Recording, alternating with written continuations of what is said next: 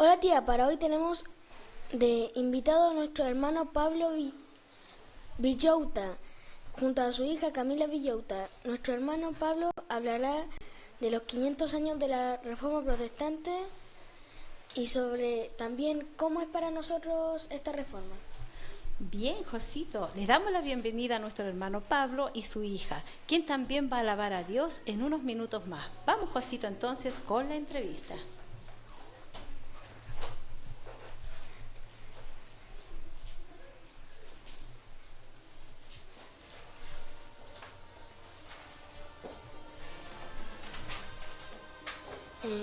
Mi primera pregunta es, ¿qué lo motivó a investigar la Reforma Protestante? En primer lugar, Josito, muchas gracias por la invitación. Estamos muy contentos junto a mi hija Camila y tras escenario está mi esposa y está mi hija Martina. Así que en cuanto a la pregunta que me hace Josito, esta revista, que es nuestra revista La Voz Pentecostal, es producto de lo que nos motivó a poder realizar este trabajo de investigación, porque se iban a conmemorar 500 años desde ese hecho tan importante que marcó la historia de la humanidad.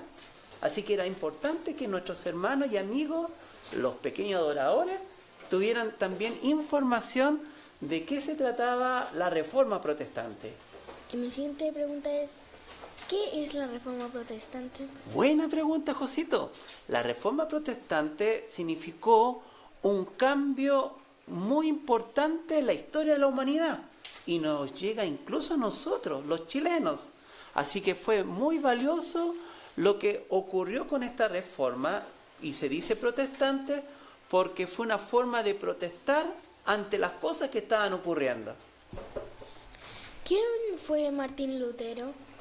Martín Lutero, o nuestro hermano Lutero, fue un hombre que era muy religioso, era católico, era un sacerdote de la época, de la orden de los agustinos, que tenía una necesidad muy poderosa en su corazón de conocer a Dios, pero él no lo conocía en plenitud y sufría, Josito. Queridos amigos, pequeños adoradores, nuestro hermano Lutero, sin tener a Dios en su corazón, sufría mucho porque lo conocía como un Dios fuerte, un Dios malo, un Dios justiciero que cortaba la cabeza, y nunca le contaron que era un Dios de amor, un Dios de bondad, un Dios de mucha misericordia. Así que nuestro hermano Lutero fue, en primer lugar, un sacerdote que posteriormente se pudo acercar a Dios a través de la Biblia. ¿Y cómo se originó la Reforma Protestante? Como era un periodo de oscuridad, ¿qué significa? No es que hayan acortado la luz, sino que era un periodo donde a Dios lo tenían lejos, muy apartado.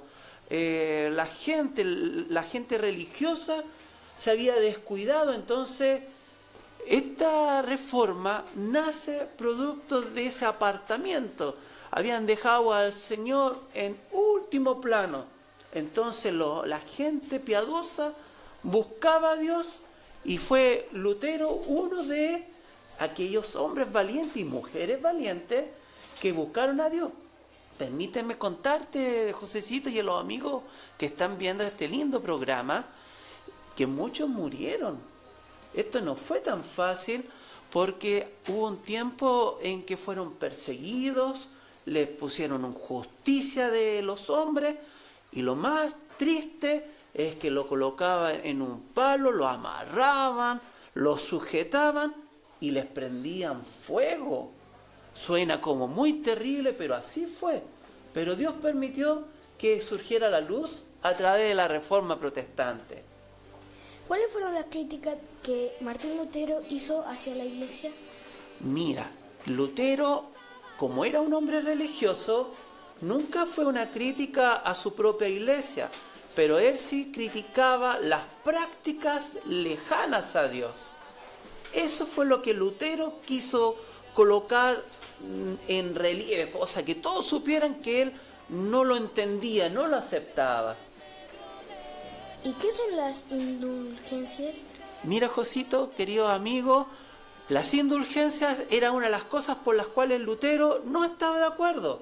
Imagínate, para poder recibir el perdón por mis pecados, y el pecado es toda desobediencia a Dios.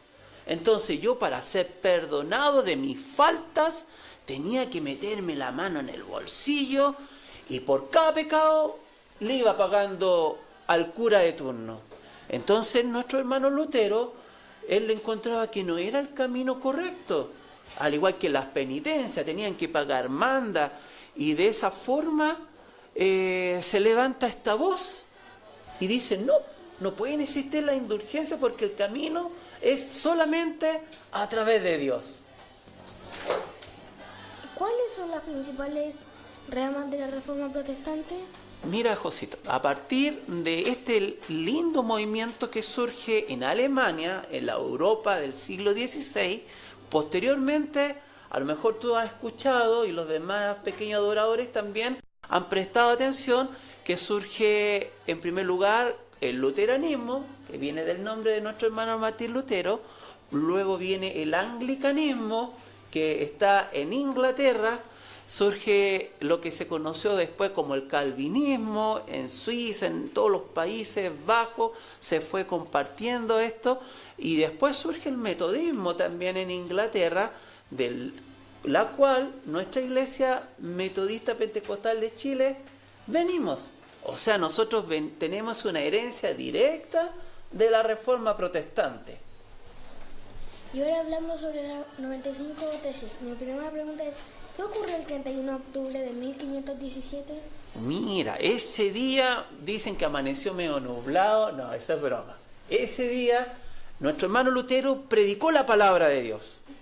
Pero después de eso, toda la noche había preparado él 95 ideas.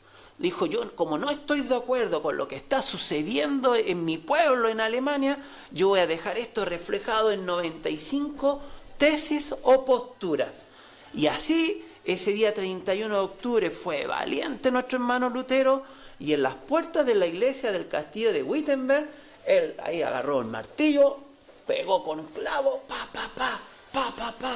y ahí expuso a la vista de todas las personas lo que él pensaba. Y eso ocurrió hace 500 años atrás, el 31 de octubre de 1517.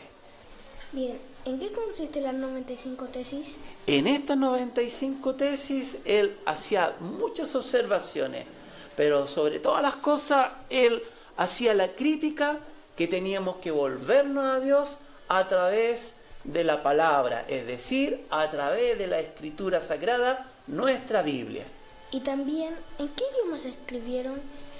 En esa época estaba escrito en un idioma antiguo, el latín.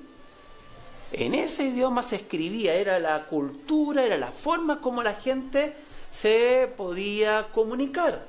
Pero con este lindo suceso que ocurrió con la Reforma, la palabra del Señor posteriormente se pudo entender en el mismo idioma natural. Es decir, los alemanes podían leer la palabra del Señor en alemán.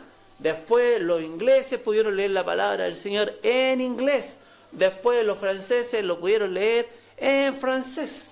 Así que la palabra del Señor, si bien partió en latín, después pudo ser entendida por todos, porque, Josito, antes eran 1, 2, 3 personas las que podían solamente tener acceso a la palabra del Señor, y después que Dios hizo esto tan maravilloso ese día 31 de octubre, todas las personas, todos tuvieron acceso a la Biblia de Dios.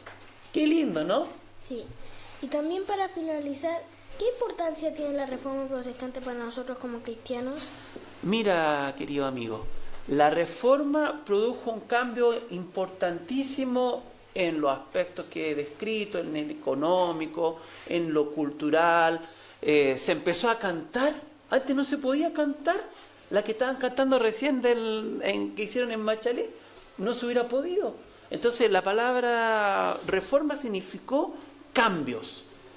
Y hasta hoy esa palabra nos acompaña, porque el Señor Jesús vino por su pueblo, y nos dio este regalo tan lindo que es la salvación de nuestra alma.